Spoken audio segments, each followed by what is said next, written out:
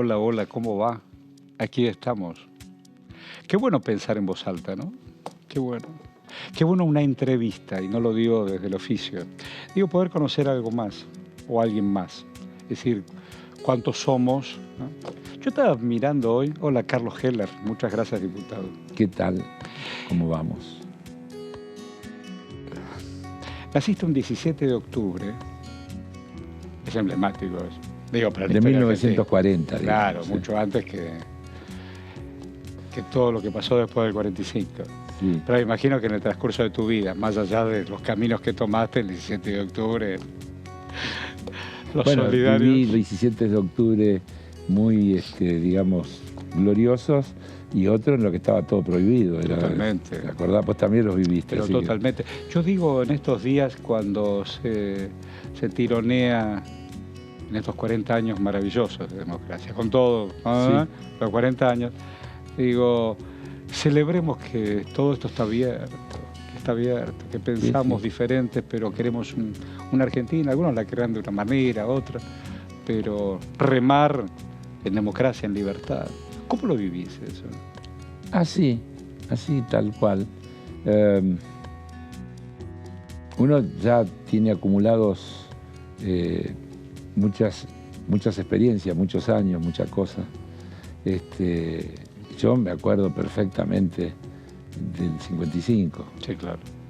Tenía 15, claro. Pero ya era militante en el estudiantil, así que ya vivía con intensidad los temas de la política y demás, y me acuerdo de los bombardeos en la plaza, de todo me acuerdo. Y bueno, y todo lo que pasó después, Yo digo, uno puede pensar en la Argentina, qué sé yo, hace 200, unitario federal, o 40 años, y en democracia las bisagras de la historia, en 30, en 20, en 10, y nos miramos nosotros al espejo en el compromiso. Vos toda la vida fuiste un hombre de compromiso. Bueno, vuelvo a decirte, yo, a ver, si tengo que ubicar en mi vida con algún protagonismo, la laica y la libre. Claro, tal 1900. Para aquellos que no tienen la menor idea, era religiones.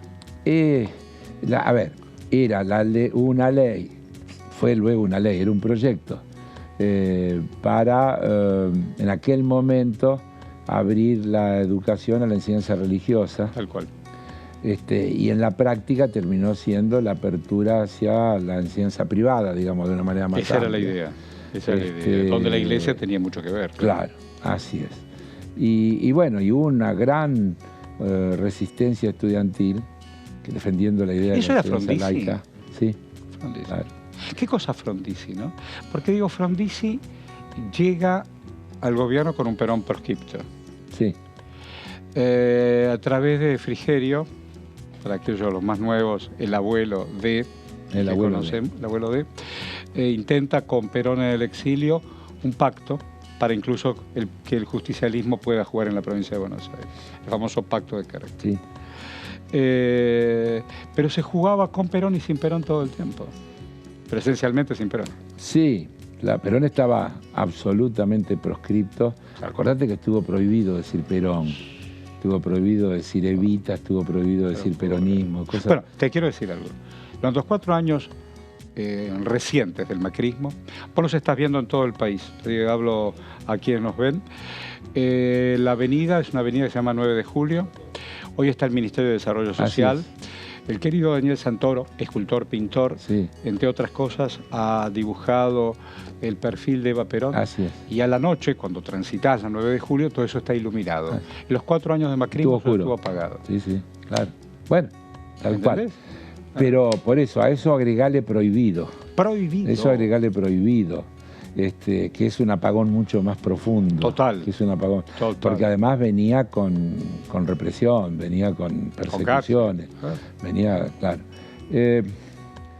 Fue una etapa muy dura de la Argentina. Y volviendo a lo de Frondizi, y creo que hay una cosa muy interesante para señalar, porque lo de Frondizi también termina en un golpe. Tal cual. Un golpe raro. Un golpe raro porque asume Guido, ¿te acordás cómo fue esa historia? Tal cual. En el medio... Un hombre dibujado entre azules y colorados. Claro, en el medio hay un montón de cuestiones. Le renuncia su vicepresidente, Gómez. Gómez, sí. Y viene Ernesto Che Guevara. Tal cual. En el momento en Punta del Este, después de la conferencia. Punta del Este, tal cuando los Estados Unidos imponen en la OEA la expulsión de Cuba de la Organización de Estados Americanos. La amenaza después de los misiles. Y cuando viene aquí, se entrevista con Frondizi, ahí hay toda una relación militar. Claro. Pero también hay otra cuestión para decir, porque vos mencionaste la palabra desarrollismo. Y eso nos mete en una clave que tiene una enorme actualidad, porque sin desarrollo y sin crecimiento nada es posible. Nada es posible. Pero solo con desarrollo y con crecimiento no alcanza. Sí. Hace falta políticas de distribución, políticas de inclusión, políticas de igualación. Vos toda la vida trabajaste para eso. Sí, pero eso es lo que le falta a esas propuestas que se autodefinen como desarrollistas, que ponen el crecimiento como el fin, y el crecimiento no debería ser otra cosa que un medio, una parte de, una herramienta para. Pues es que en esto de la herramienta, por supuesto que el capital es fundamental, más allá del trabajo, naturalmente. Alguna vez me ayudaste a pensar el tema del cooperativismo. Vengo de una familia de cooperativistas, generaciones por generaciones, y alguna vez me contaste, porque a mí uno advierte, digo, para los más nuevos, aquellos que eran pequeños y medianos empresarios, década del 50, 60 sobre todo, 60. Se armaban en cajas de crédito, sí, y se prestaban y podían crecer, compraban la máquina y después el golpe del 76 con el proyecto que venía clarísimo. Antes el del 66, que también nos pegó fuerte, muy fuerte. Pero siempre con la misma intención. Siempre con la misma intención y por las mismas cosas. Yo digo, en algún momento todas esas cajas se convirtieron en un banco. Pero un banco cooperativo. Sí. En un banco cooperativo. Y vos tenés mucha responsabilidad en eso, porque tiene otra mirada, otro perfil. A ver, varias cosas al mismo tiempo y a ver si se pueden resumir en una respuesta. Dale, despacito, tenemos tiempo. Sí, primero, esas cajas de crédito fueron una respuesta a una situación que también se dio en el país y que tiene que ver con la política general. A ver. En el año 1957, después del golpe del 55, se produce una reforma, no, pero se produce antes de Frondizi, Frondizi del 58, todavía con la dictadura militar de entonces, se produce lo que se llamó la descentralización de los depósitos del sistema financiero. Claro. Hasta ese momento los depósitos, los bancos captaban por cuenta y orden del Banco Central y prestaban a través de líneas de redescuento que el Banco Central daba para fines determinados, para regiones determinadas, a tasas determinadas, etc. Es decir, un sistema financiero absolutamente regulado y dirigido y orientado. La desregulación del 57 genera que un montón de gente, los pequeños y medianos empresarios urbanos y rurales, de pronto se quedan sin financiación. Claro. Y entonces surge espontáneamente esta cosa de la organización en pequeñas entidades financieras locales que implican la ayuda mutua, la solidaridad, etc. Es bárbaro. Y alguien en algún momento además dice, ¿y por qué no creamos una federación, un instituto, que además pueda aprovechar los ciclos económicos? No me digas que ahí nace lo del movilizador de fondos. Instituto movilizador de fondos cooperativos. No me digas, ¿ese claro, es el origen? Ese es el origen. Ah, maravilloso. 1958. Se crea el Instituto Movilizador. Por eso te digo, todo tiene que ver con todo. Qué bueno eso. Claro. Entonces, y ahí nace cajas de crédito y se desarrollan y llegamos a tener 1000 cajas de crédito. Pero ¿cómo le pusieron el cuerpo a un proyecto como Martínez de Oz? Y no los pudieron limpiar a ustedes. No, bueno, los que pudimos sobrevivir, en el medio queda, claro. En el medio quedó todo. Quedó mucha víctima, mucha pérdida, mucha cosa destruida. Mira, en el año 66, antes del golpe del 66, sí, antes del golpe del 66, la sumatoria de los depósitos de todas las cajas de crédito daban para la tercera entidad financiera del país. Venía el Banco de la Nación, el Banco de la Provincia y esa sumatoria que no era real porque eran entidades separadas. Claro, pero si la sumabas... En una sumatoria, claro, ideal de integración de eso, era la tercera entidad financiera de la Argentina. Y por eso vino el ataque, porque si vos buscás documentos de aquella época de las asociaciones de bancos, bueno, ¿cómo llegamos? Y así, mirá, cuando en el 76 viene Martínez Dios con su proyecto de ley de entidades financieras, el proyecto original prohibía la forma cooperativa en la actividad financiera. Claro. Directamente, decía, las entidades financieras solo podrán funcionar bajo la forma de sociedades anónimas. Qué lindo. Y nosotros, yo siempre digo que algún día nos harán una justicia mayor de eso porque no ha tenido el reconocimiento público que debería tener. Hicimos una cosa que hecha en plena dictadura y visto desde hoy fue fantástica. Durante una semana sacamos una doble página en el diario Clarín con las firmas de miles de pequeños y medianos empresarios. Muy bueno. Que estaba dirigida a la Junta de Comandantes y que les decía que pedía que se permita la forma cooperativa en la actividad financiera.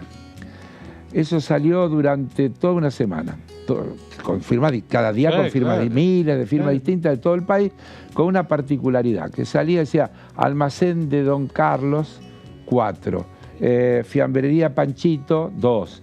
Taller Metalúrgico Jiménez, 16. Abajo decía el número entre paréntesis y la cantidad de trabajadores de cada uno de estas. Muy bueno.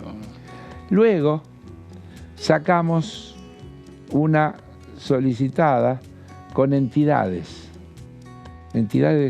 de todo el país, de todo tipo, clubes, cámaras empresarias barriales, sociedades de fomento, etcétera, que pidiendo lo mismo. Y finalmente sacamos una de 100 personalidades. 100 personalidades, con una frasecita de cada uno de 3 renglones y su firma. Para darte la amplitud, yo digo que firmaron desde Houseman a Sábato. Me encantó. Me encantó. Ahora, si querés tener... Yo digo, en este... Espera que te termino esa historia. Ya la termino. Nos llamaron aquí el brigadier Lamidoso, que en ese momento era el jefe de la Comisión de Asesoramiento Legislativo. Claro, la CAL. El Parlamento de los Militares. Acá nos llamó. ¿Por qué? A mí estaba Lamidoso acá, claro. ¿Qué era eso? Después fue comandante en jefe de la Junta. Guerra de Malvinas. Así es. Le explicamos. ¿Y lo entendió? Y algo entendió porque nos llamaron después de Economía y la ley se cambió y se puso que los bancos podrían organizarse como sociedades anónimas y como entidades cooperativas. ¿Le ganaste? ¿Sí? No, yo no. Le ganamos en todo la caso. Comunidad sí. Le ganó. Y bueno, y ahí se abrió el proceso, pero como estábamos en una etapa de proyecto de sistema financiero al servicio de un modelo neoliberal, había que hacer banco, las cajas de crédito no podían seguir, había regulaciones de capitales mínimos, etcétera, que no se podían cumplir. En estas historias de espejos de la Argentina, en democracia, porque ahí jugó también después la deuda externa, después el 90, la liquidación de la Argentina y los últimos 4 años. Y hoy por hoy, aquí en este Congreso, hay un debate que hacemos con los recursos, qué hacemos con la deuda, ya también se levantó la mano, se bajó la mano, y seguimos entrampados en un modelo pretencioso, neoliberal y contracorriente todo el tiempo. Hoy podríamos decir liberación o dependencia, si quisiéramos poner consignas. Total. Y es así. Hay un mundo desarrollado y hay dentro de ese mundo desarrollado una acumulación. Esto que ayer el otro día el presidente en algún pasaje dijo, 40 personas que tienen más riqueza que cientos de millones. Y es cierto. Bueno, es cierto. yo te lo digo de otra manera. El 1% de la población mundial, el 1% de la población tiene más riqueza que el otro 99%. ¿Cómo puede funcionar? No puede funcionar. Si no se modifica eso. Entonces vos tenés un mundo además que tiene otros absurdos. Yo lo digo siempre. La historia de la humanidad es la historia de las guerras por los territorios, por la comida. Hoy el mundo es inmensamente rico, sobra riqueza. Esa acumulación... Pero nunca hubo distribución. Pero esa acumulación es absurda. Pero nunca hubo distribución. Sí, ya sé. ¿Cuándo hubo distribución? No, nunca. Bien, pero esa sigue siendo entonces la gran asignatura pendiente. Tal cual. Porque cuando se habla de utopías, también se habla de eso. Así es. Pero vos fijate que decir que construir igualdad es una utopía marca lo que ha retrocedido la humanidad en el terreno de las ideas. Coincido plenamente. Porque construir igualdad debería ser, yo diría, una obligación. Debería ser una necesidad. Estamos convencidos. Claro. Y tenés que ponerlo en el terreno de la utopía porque las reglas que rigen están en la dirección contraria, privilegian la acumulación sin límite. Toda esta idea que parece tan atractiva de la meritocracia, es eso, la meritocracia. El mérito no está mal, pero el mérito es algo que es un valor cuando se da entre iguales de posibilidades iguales. Si vos y yo tenemos la misma posibilidad... ¿Vos pudiste ir al colegio? ¿Cómo? ¿Vos fuiste al colegio? Claro. ¿Y pudiste seguir estudiando? Claro. Y los que estaban en el barrio y en Villa, todos iban al colegio. Pero además pude comer. ¿Comiste? Claro, porque vos sabés lo importante que es comer cuando sos un chiquito. Entonces, cuando vos ves... ¿Tu papá se llamaba José? José. ¿Tu mamá se llamaba Perla? Perla, pero en realidad nadie la conocía como Perla. Mi mamá todos la conocían como Doña Amada. ¿Por qué? Porque yo debo suponer que porque mi hermano mayor se llama Amado Florial. Ah, mira. Y entonces, en el pueblo...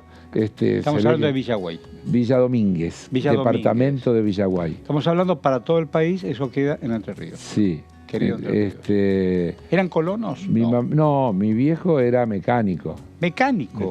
Mecánico de autos, de tractores, de cosechadoras. Yo soy técnico mecánico. Me encantó. ¿Cómo? Me encantó. ¿Me encantó? Sí. ¿Y pero por ver a papá o te mandaron al colegio? No, a ver. Mi viejo en el año 49 se vino a Buenos Aires y puso con 2 hermanos un taller mecánico acá en la ciudad de Buenos Aires que duró muchos años hasta que se retiraron. Y yo solía ir en los veranos a trabajar para ganarme algún mango. Muy bueno. Y aprendí... ¿Ibas a la fosa ahí? No, porque mi viejo, ¿sabes qué hacía mi papá? No. Ajustaba motores. Era el encargado en el taller, era el responsable de ajustar los motores. Y yo aprendí a hacer las afinaciones. ¿Qué eran las afinaciones? El carburador, el distribuidor. ¿Y aprendiste eso? Sí, claro. Tanto así que muchos años después ya mi papá, cuando dejó de trabajar, seguía teniendo en el garaje de su casa un pequeño taller con una cantidad de herramientas. Y yo, cuando tenía que hacerle algo al auto, iba el domingo a la mañana ahí, me gustaba hacerlo. Sí. Estar con ya papá. ahora no sé lo que hay abajo del capó. Y estar con papá. Sí. Mi viejo me miraba, él me conducía. Decime una cosa, ¿y por qué te gustó tanto el fútbol? Más allá de haber sido dirigente de un club nada más y nada menos tan importante como... ¿Y por qué no debería haber gustado? No sé, ¿qué es eso? ¿Te gustaba jugar a la pelota? Yo en el deporte jugué al básquet, más que al fútbol. ¿Quién no jugó al fútbol? Pero digamos que de forma orgánica, institucional, pero digo, federada, ser dirigente, no es menos. Jugué al básquet. Sí, pero eso tiene más que ver con mi trayectoria en la actividad económica que con mi trayectoria en la actividad deportiva. Mirá. En el año 1981... el entonces gerente del club, Marco Franchi, me pide si yo no acepto colaborar con la comisión directiva para asesorar en los temas económicos, porque él me dice que tenía mucha dificultad para explicar algunas cuestiones, cómo funcionaban y demás. Y yo digo, pero yo no soy directivo. Y dice, no, pero si usted está de acuerdo, yo hablo con el presidente. Y bueno, y habló el presidente, era en ese momento Martín Benito Noel. y me nombraron asesor económico de la comisión directiva, y ahí empecé a meterme, y bueno, yo tengo un ¿Cómo problema. era Noel? ¿Cómo era Noel? Y pues la gente a lo mejor conoce toda la golosinería, ¿no? Sí, ¿cierto? claro, yo te iba a decir un gran fabricante de golosinas, pero, claro, pero bueno, era bastante gris como dirigente, digamos, mirá. de pocas palabras, poco... ¿Y Alegre dónde lo conociste? A Alegre lo conocí en otra aventura. ¿Tuya? Más que mía, nuestra. Allá por el año 1973. Para atrás, para y atrás, bueno, para atrás. ¿qué querés que haga? Está bueno. Allá por el año 1973, un militar retirado, el Comodoro Vaca, nos propuso armar una lista para competir por la conducción del Automóvil Club Argentino. Mira. Él estaba ya metido en el tema, en el Automóvil Club Argentino estaba César Carman, claro, a quien se lo vinculaba, digamos, con la oligarquía vacuna, terrateniente, que se quedó un rato largo. Sí, sí. Y entonces vino la idea de armar una lista, y armamos una lista cuyo candidato a presidente era el ex juez Salvador María Lozada. Sí, claro, lo conocí. Bueno, en esa lista, en la asamblea de delegados, entre otros, estaba Antonio Alegre y yo. Y ahí nos conocimos. Y si se claro, además perdimos esa elección por muy poquito, quiero aclararte. Fue muy reñida, votaron como 100.000 personas, fue una cosa impresionante. Eres un pibe ahí. Sí, pero vos sabés, te voy a decir un dato que también es interesante. En aquella elección, nuestra lista ganó en casi todos lados, menos en los Automóvil Club de Avenida Libertador.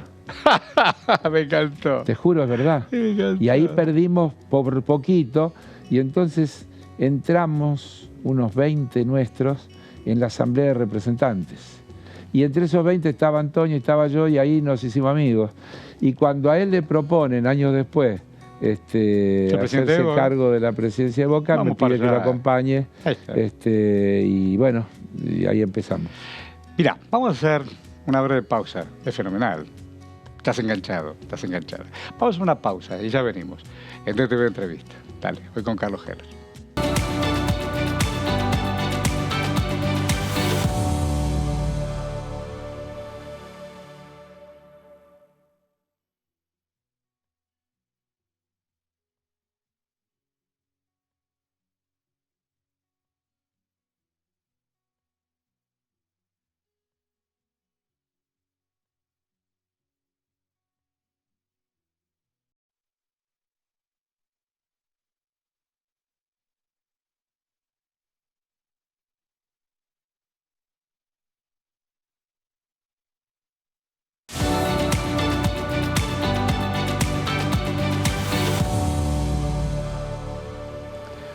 Bueno, hola, ¿cómo va? Aquí estamos reencontrándonos en esta entrevista, hoy con Carlos Heller, haciendo un repaso de la Argentina y la vida de cada uno de nosotros.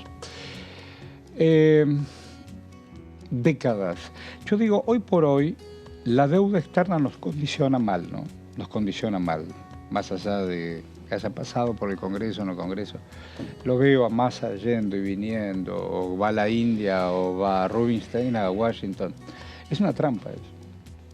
Es una trampa. Estamos entrampados. Sí.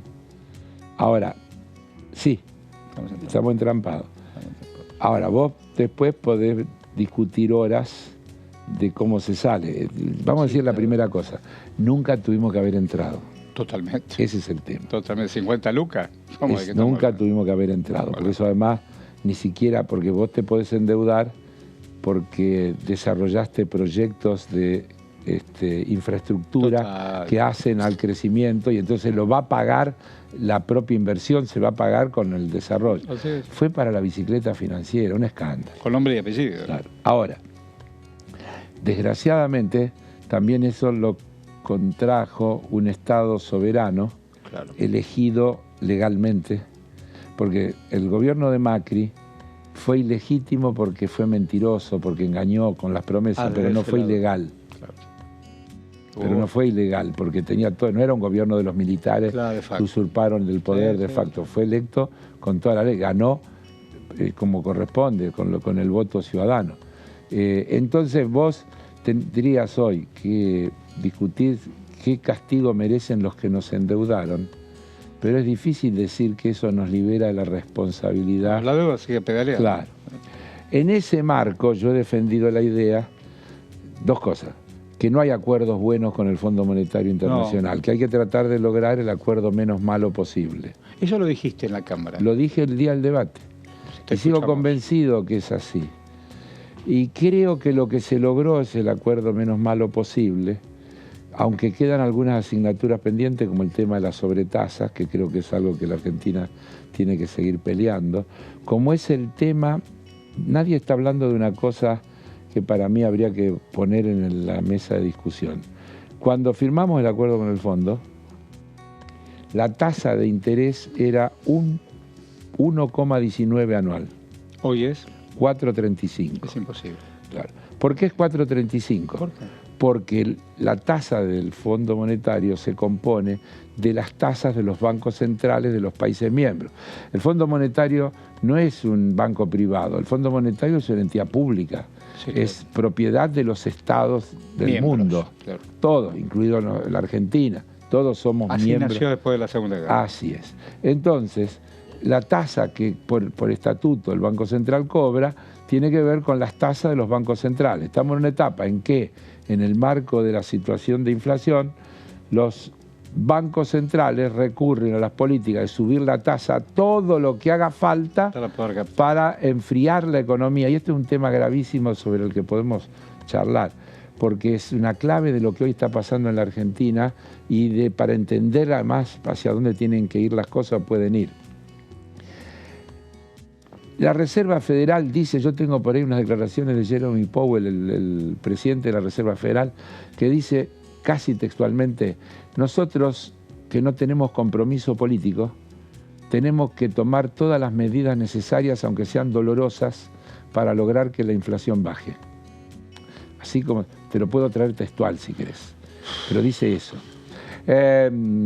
Nuestra conocida Christine Lagarde dice más o menos lo mismo, y te estoy hablando de los dos bancos centrales principales del mundo. Sigue la suba de tasas cada trimestre. Pero eso recalienta la economía. No, eso enfría la economía. Pero la nuestra sí. La enfría porque la suba de tasas desalienta la actividad económica. Ah, desalienta la actividad económica. Entonces, cuando la Argentina, que tiene una inflación desbordada, se propone un plan muy gradual de descenso de la inflación, lo hace para no tener que caer en un escenario inevitablemente recesivo. Y eso es lo que mucha gente no entiende. Ahí volvemos a explicar. Claro. A ver. La Argentina tuvo el año pasado 90 y algo % de inflación. Sí. Vos tenés dos caminos, digamos. Sí. Camino 1, shock antiinflacionario. Sí, ya lo tuvimos. Los shocks antiinflacionarios son inevitablemente recesivos y los shocks recesivos, claro, y los shocks recesivos siempre castigan a los que menos tienen. Muy bien. Este gobierno se ha propuesto intentar salir de ahí en lo que yo llamo una escalera levemente descendente. Entonces dice, trabajemos para que en el 2023 tengamos 60 de inflación. Y para que en el 2024 tengamos 44 de inflación. Y para que en el 2025 tengamos 33% de inflación. Para que no tenga que ser inexorablemente necesario que eso venga con recesión y que sufra la gente más de lo que ya está sufriendo. Y esa es la pelea de fondo que tenemos planteada y creo que no se termina de entender. Mirá. Pero cuando me cuentan otra cosa por campaña electoral, no solo la oposición, ¿qué me quieren contar si no hay otra? No, te quieren contar porque la inflación de la Argentina hoy no obedece a ninguna de las causas que tradicionalmente nos han dicho que generan inflación. A ver, repasemos juntos. A ver. ¿Qué genera inflación? Según lo que dice los economistas. ¿Qué es? La emisión monetaria. Sí. ¿Sabés cuánto fue la emisión monetaria en el 2022?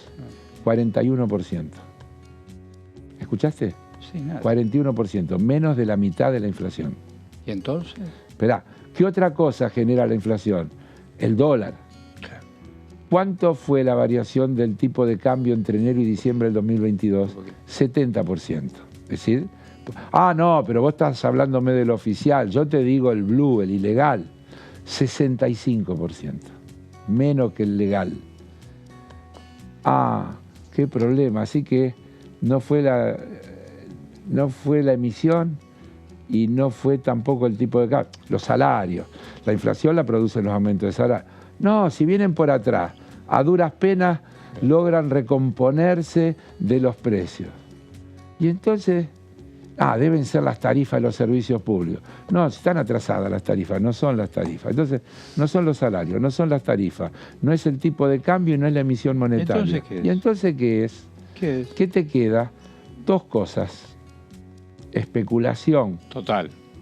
El capital Especulación. concentrado. Sí.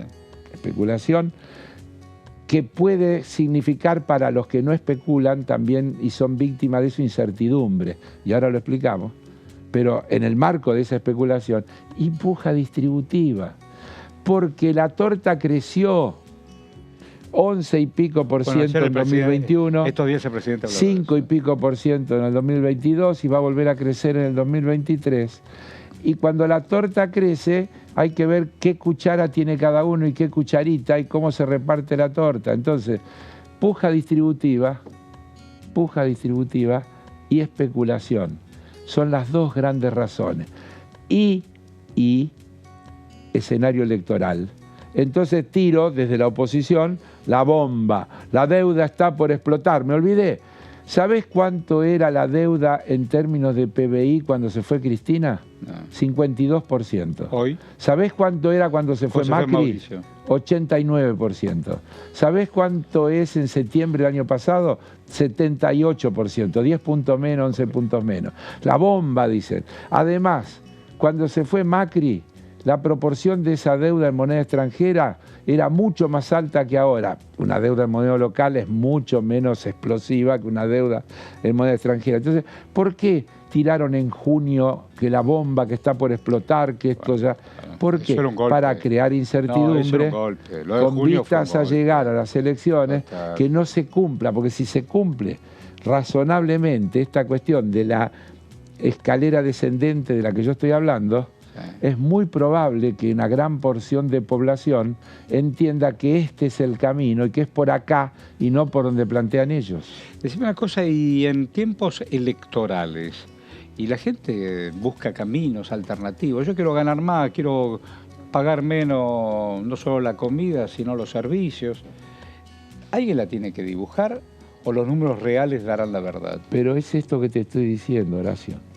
En la medida que vos alinees las variables. Mira, la economía... Alineas las variables. Alinees las variables. La economía no es magia. Y no. No es magia. Y no. Vos, hagamos la cuenta de un almacenero, de tu casa. Sí, claro. Vos tenés ingresos y egresos. Total. Si los egresos son más que los ingresos, ¿qué podés hacer? 3 cosas. Tratar de mejorar los ingresos. Esencialmente. Tomar deuda. O achicar los gastos. Las dos cosas me complican. Muy bien. Achicar los gastos en la Argentina significa joder a la gente. Totalmente. En criollo básico. Achicar los gastos es recortar el gasto previsional. Bueno. Que lo dicen. No lo entendieron. No, sí la entendieron. Que se aprobó, esta es otra cosa. Lo entendieron. Se resisten porque cómo, sí, cuándo. Sí, ¿dónde? la entendieron. Quieren otra cosa. No quieren más jubilados. Lo dijeron con todas las letras. No hay que aumentar la cantidad de jubilados. Pero quieren además cambiar. Se llegó a volver a hablar de regímenes de capitalización en el debate. ¿De qué estamos hablando? Muy bien. Se está hablando de cambiar la legislación laboral para que no existan las indemnizaciones, para que no exista un montón de otras cosas. Muy bien. Entonces, estamos en una disyuntiva de 2 proyectos de país. Tal cual. Y eso es lo que se va a discutir en las elecciones de este año. ¿Cuál es tu proyecto país? Tu proyecto país. Mi proyecto... Más allá de tu partido y del frente. Tu proyecto. No, pero no. A ver. ¿Que te sumes a un colectivo? Pero es que es así. Primero, yo lo dije antes, yo soy una persona que a los 23 años empezó a trabajar en una caja de crédito y a los 24 años fui gerente de una caja de crédito. Mira. A los 34 años me pusieron a organizar el proyecto Banco Credit Coop como líder de ese proyecto. ¿34 tenés? 34, sí señor. Y decir que mi vida está ahí. ¿Cuántos años tenés vos? ¿Cuántos tengo? 82. Maravilloso. Bien, entonces, mi vida está atravesada por las ideas de la solidaridad, Sí, claro. de la acción común, de la ayuda recíproca. Eso es la cooperación. Siempre trabajaste en ese sentido. Entonces yo creo en una sociedad que construya permanentemente igualdad de posibilidades. Yo creo en una sociedad que le dé a la igualdad de oportunidades la verdadera dimensión que tiene, que empieza en la cuna. Que tiene que ver con la alimentación, con la educación, con las vacunas, con el trabajo, con esto, con todo lo demás. La igualdad de oportunidades. Eso requiere un Estado activo, un Estado presente, un Estado que regule. Yo siempre digo, para que se entienda bien, a ver, ¿por qué los conservadores se llaman conservadores? Porque quieren conservar el estatus. Y sus privilegios. No necesitan cambiar. Privilegios. Y los que queremos cambiar, llamarlos reformistas, progresistas, sí, poner el nombre que quiera, siempre estamos tratando de modificar esas reglas del juego. Yo formo parte de ese amplio espacio, por eso que yo me quiero ubicar ahí, donde entra todo lo que podríamos llamar nacional y popular, y que más que, como creo que dijo Néstor Kirchner, más que de dónde vengo, importa dónde voy. Oscar ¿Y vos te acordás de Domínguez? Sí, pero déjame terminar esta idea y voy a Domínguez. Oscar Parrilli, una vez en una actividad que hicimos en la que presentábamos un libro y él estuvo entre los presentadores, dijo una cosa que me había escuchado decir, que yo era kirchnerista antes del kirchnerismo. ¿Por qué? Por las ideas. Claro. Porque no era un tema de... Porque cuando apareció Néstor Kirchner a plantear un montón de cosas, yo me encontré cómodo con lo que él planteaba, porque tuve inmediatamente... ¿Vos te bien con él? Claro, una cantidad de identificaciones en la que me hacía sentir muy cómodo. Domínguez, yo me fui de Domínguez teniendo 9 años. ¿Y volviste alguna vez? Alguna vez pasé por Domínguez. Me pasó una cosa fantástica. Después de muchísimos años... Contame. Después de muchísimos años, tenía que ir a dar una conferencia en Concordia. Ahí nació mi papá. Y dije, y pasaba cerca y dije, che, vamos a entrar a Domínguez. Y yo debía ser 30 años que no iba. ¿Y qué te pasó? Y no, lo primero que me pasó es que cuando llegué estuve como una cosa que empecé a recordar, doblá por acá. Ahí era donde yo vivía, ahí era la escuela, ahí era esto. Y entonces vamos a la plaza, porque la plaza, el mástil de la plaza lo hizo mi viejo. En el taller, el mástil de la plaza de Domínguez lo hizo mi viejo. ¿Y estaba el mástil? Estaba, claro. Pero también me acordé de otra cosa. Che, doña Luisa vive, que doña Luisa había sido mi maestra en primero superior. No. Y fui y le toqué el timbre a doña Luisa y salió doña Luisa, que estaba en silla de ruedas, pues había roto la cadera. Y me reconoció porque me veía en la televisión, y yo, Carlito, es una cosa, lloramos todo, emocionante, terrible. Y doña Luisa había sido mi maestra, pero también había sido la maestra de mis hermanos mayores. Es decir que sí, lindísimo. Yo digo, en esto de aprender, esa señora te enseñó letra y palabra. Doña Luisa Vendersky. Yo digo, ¿qué se aprende en el vivir? ¿Qué se aprende? Porque vos sabés, recién nos tiraste un montón de datos, de vivir, de conceptuar. ¿Qué se aprende en el vivir? Que lo material es relativo. Sí. Y que hay cosas mucho más valiosas que lo material. Espera, a mí me gusta vivir bien, me doy ciertos gustos, no la paso mal, sería mentiroso si dijera lo contrario. Tengo un buen sueldo, que no es el de diputado, pero claro, casi nunca digo esto, pero estamos acá, lo voy a decir. Desde la primera vez que fui diputado, por escritura pública, dono mi sueldo, mitad al hospital de niños y mitad al Garrahan. No lo rifás. No lo como rifo ni otros. hago publicidad. Lo dono porque sigo cobrando mi sueldo en el banco y no sería ético que cobrara 2 sueldos, simplemente. Entonces tengo un buen sueldo y ese buen sueldo me permite vivir razonablemente bien. ¿Qué es vivir bien? Tengo el departamento donde vivo, tengo un auto 2020, tengo plata para irme de vacaciones cuando me quiero ir de vacaciones, voy a comer a un restaurante. Decime, ¿tenés hijos, nietos? Sí, tengo 3 hijos y 5 nietos, pero cuando digo nietos te quiero decir que mi nieto mayor, Y claro, es un señor que grande. se va a casar ahora el 10 de marzo, Ah, felicitaciones. que se va a casar el 10 de marzo, tiene 38 años. Qué lindo. Digo. Y mi hijo menor tiene 34 años. Claro. Qué Qué lindo. Así que en esa mezcla, pero tengo una familia muy unida, que es uno de mis grandes valores patrimoniales. Y sí, claro. Eso es patrimonio. Eso es patrimonio. Que comparte conmigo todas las cosas, comparte la militancia política, comparte el gusto deportivo, son todos hincha de Boca. De verdad, son todos hincha de Boca. ¿Y tenés amigos así incondicionales? Sí. Sí, claro. Tengo De un toda la montón vida. de amigos incondicionales. Y yo tengo una barra con la que todos los sábados después del programa de Aliberti Sí. nos juntamos a almorzar. Yo salgo de... ¿Siempre? Todos los sábados. Salvo que yo esté de viaje. ¿Haces tu columna? Hago mi columna, termina la columna a las 12:30. Aparte la haces en vivo esa columna. Claro, por eso termina a las 12:30 y de ahí me voy a un lugar a almorzar que nos encontramos todos los sábados. Tanto es el lugar que nos encontramos todos los sábados que en realidad nosotros no llamamos para reservar mesa. Llamamos el día que nos vamos a ir para avisar que está libre la mesa. Me encantó. Me encantó. Está claro lo que digo. ¿Y son de color pinto? Digo, variopinto son, sí. Cada uno. ¿Mis amigos? Sí. No, todos piensan parecido, no. No igual, pero a ver, si lo tuviera que decir en jerga, diría, son todo el palo.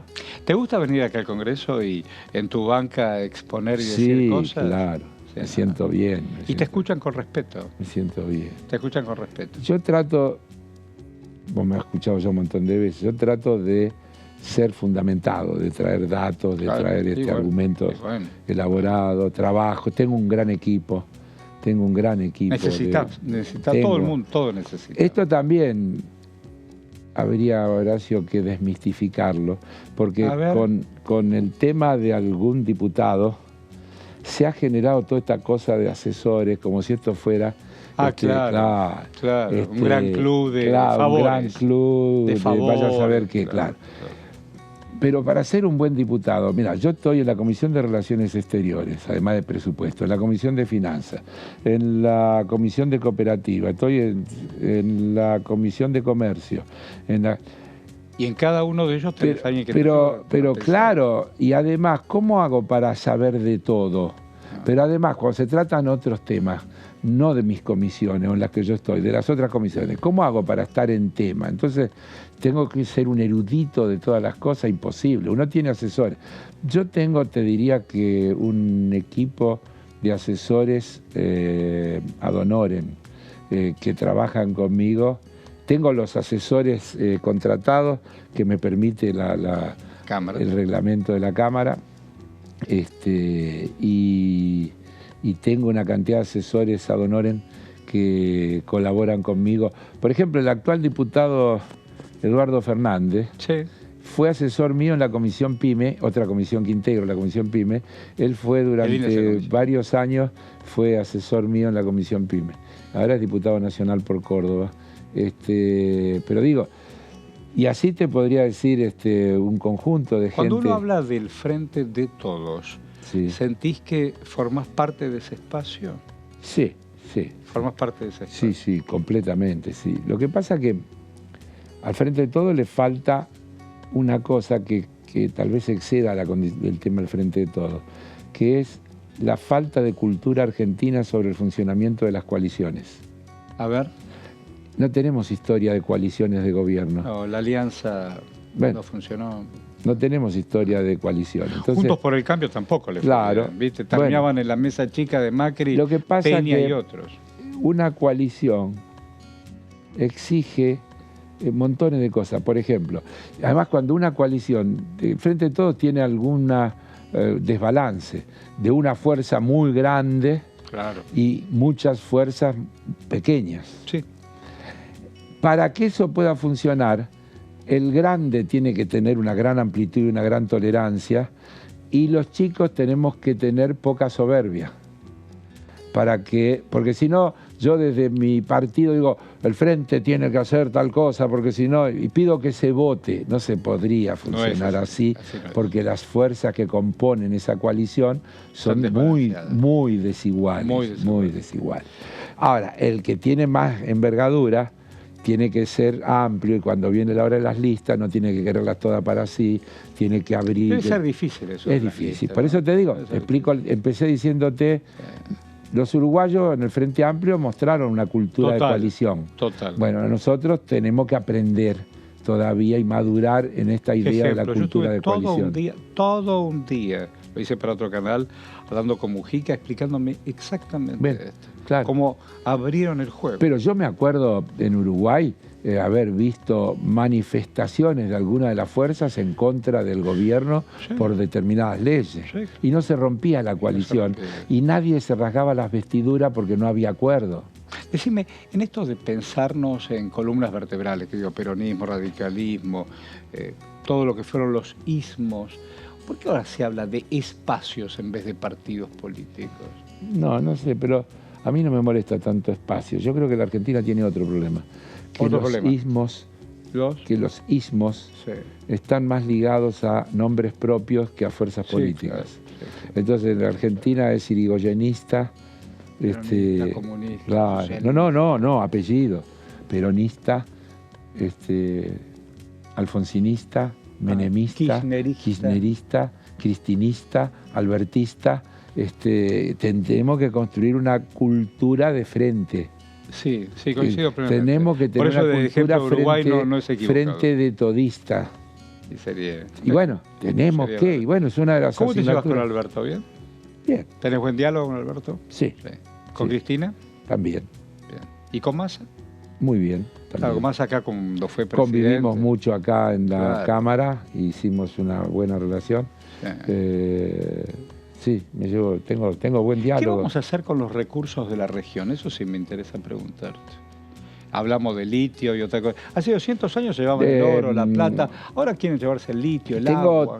Nosotros presentamos con Juan Carlos Junio, cuando él era diputado, y otros diputados, un proyecto que no prosperó respecto de la explotación del litio. Eso me interesa. A ver. Y estoy terminando un anteproyecto bien actualizado, que desde luego tiene en cuenta todo lo que hay que tener en cuenta, que plantea las posibilidades de la presencia de inversión extranjera porque hace falta, pero también plantea la imprescindible participación estatal en los procesos. Total, así como lo está la prioridad absoluta México, para que se produzca aquí. Claro. Y no se exporte material bruto, mineral bruto, una serie de cuestiones que espero ponerlo en consideración de mi bloque pronto para luego llevarlo. Y también te voy a tirar otra primicia. Dale. Estoy trabajando en la reactualización del proyecto de ley de servicios financieros. Nosotros tenemos un viejo proyecto porque también es una asignatura pendiente que la Argentina siga teniendo la ley de Martínez Dios regulando el funcionamiento del sistema financiero.